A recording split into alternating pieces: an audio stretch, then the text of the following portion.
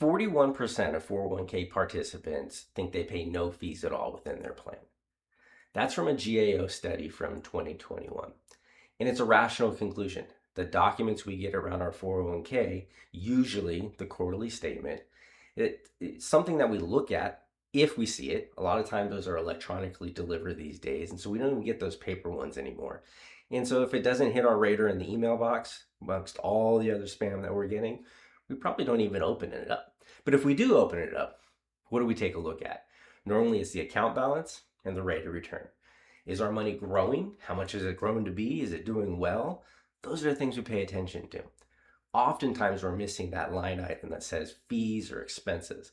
And the reality is that's normal. We want to pay attention to what the balance is, how much it's growing, what am I going to have at retirement, those types of things. We ignore some of those fees and expenses.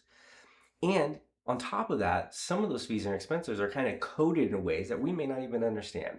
Things like investment level expenses, record keeping and admin expenses, advisory or consulting expenses.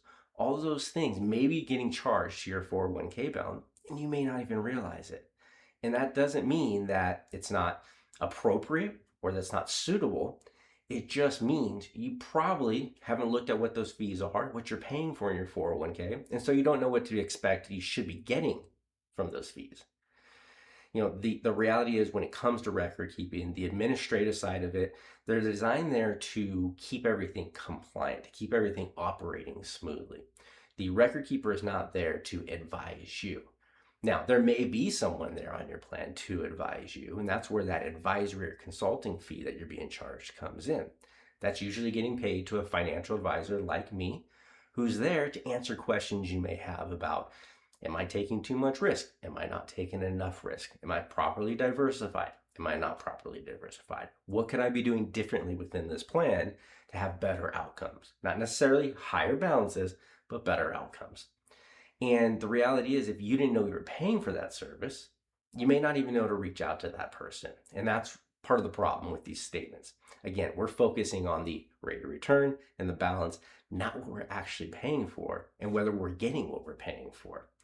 In plain English, it's not the sponsor's responsibility to make sure that we understand all these things. They're really there to keep the plan moving forward, compliant, making sure that money's going in as it's supposed to and that you're being invested. The reality is, though, when we open up these plans and when you enroll, you probably did a default investment, something like a target date fund. Nothing wrong with that. A lot of people use target date funds. I recommend that for a lot of clients who want to kind of set it and forget it, don't want to meet on a regular basis to understand what's going on or to reallocate or do anything like that. And so just because it's default doesn't mean it's bad. But the reality is it might not be a decision, it might be the default. And that's where the real problem comes in.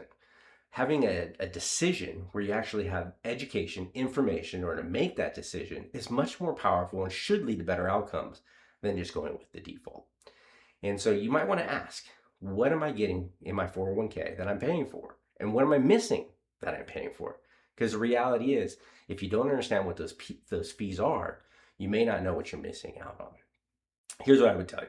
If you're not sure what you're paying for in your 401k and you want a second set of eyes to take a look at that, I'd be happy to help you. We actually have a full web page just on doing a 401k review for you. The things that you need to be looking at, the things that you can do in order to better understand your statement and what you're paying in your 401k and what you should be getting for those fees that you're paying.